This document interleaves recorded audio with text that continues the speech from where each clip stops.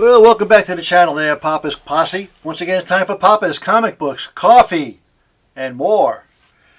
Okay, today's reading is, ready for this?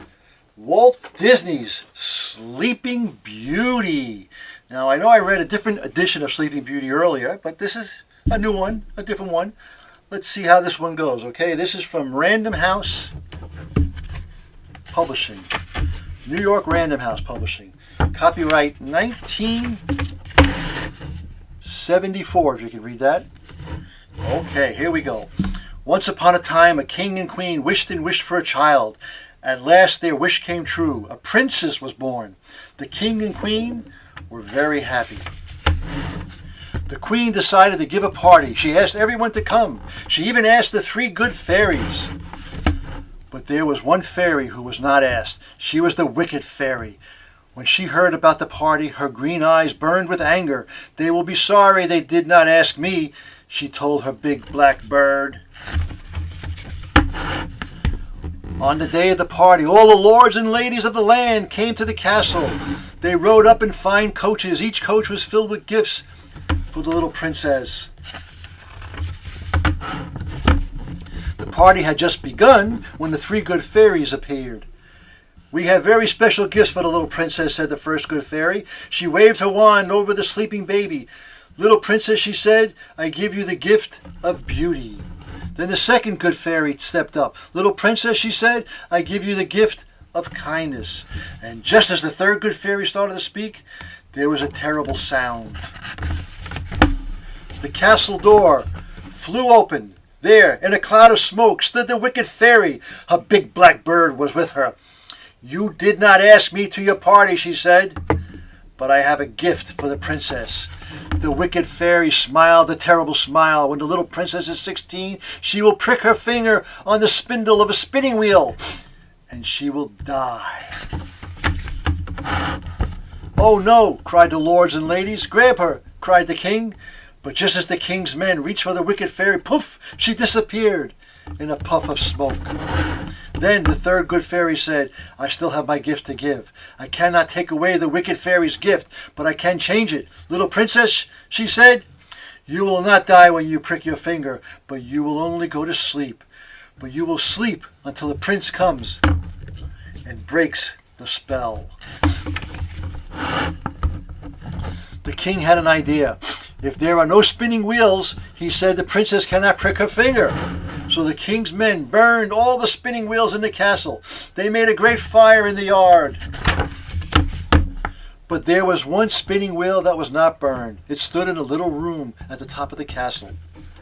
No one ever went into that room. No one knew the spinning wheel was there. 16 years went by. The princess grew up to be very beautiful and very kind, but she was also very curious. One day she came upon some stairs. "I wonder where these stairs go," said the princess. She climbed and climbed the stairs, went around and around, all the way up to the top of the castle. There she saw a little door. She opened it, and she stepped into a little room. There stood one spinning wheel that had not been burned. "I wonder what this is," said the princess. When she reached out to touch it, she pricked her finger on the spindle. Oh no! Suddenly the princess felt very dizzy. She lay down on a little bed and went to sleep. When the princess went to sleep, the good fairies came and put a sleeping spell on the castle. The king and queen were having dinner. Everyone went to sleep right away, right where they were. Even the dogs and horses and chickens fell asleep. Nothing moved, nothing made a sound. Only a prince could break the spell. But the wicked fairy did not give up. She told her big black bird, "I will make sure that a prince does not get in the castle. That sleeping spell will never end." She made a great forest of roses grow up around the castle. The roses had terrible thorns. No one dared to go into the forest.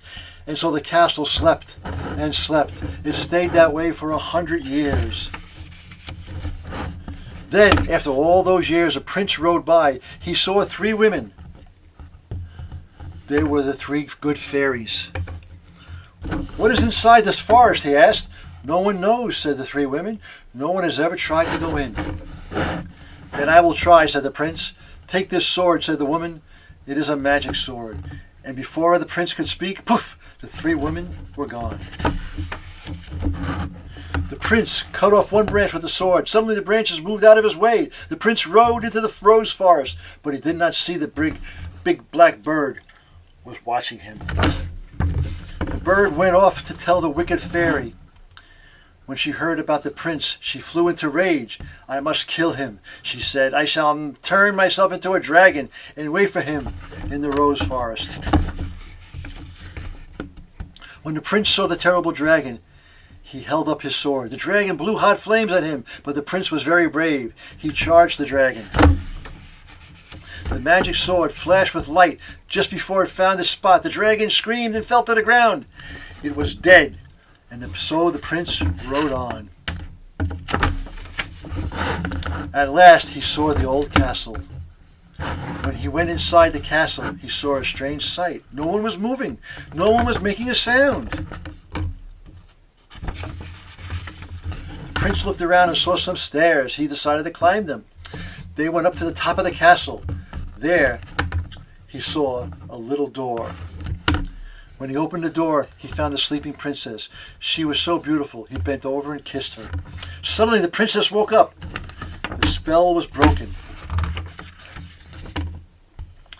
When they went downstairs, everyone was waking up. "You have saved us," said the king. "Prince, you shall have anything you wish." "My only wish is to marry the princess," said the prince. And he did. The prince and the princess lived happily ever after. And that, my friends, is Walt Disney's story of Sleeping Beauty. Okay, I hope you enjoyed that little quick reading. Don't forget now, hit that subscribe button down below if you don't mind, and give me a like. I really appreciate that. And leave me a comment. Tell me what you want to hear. If it's in my library, I'll try to get it on. And as Papa and Sleeping Beauty always say, that was easy. Until next time, Papa is out.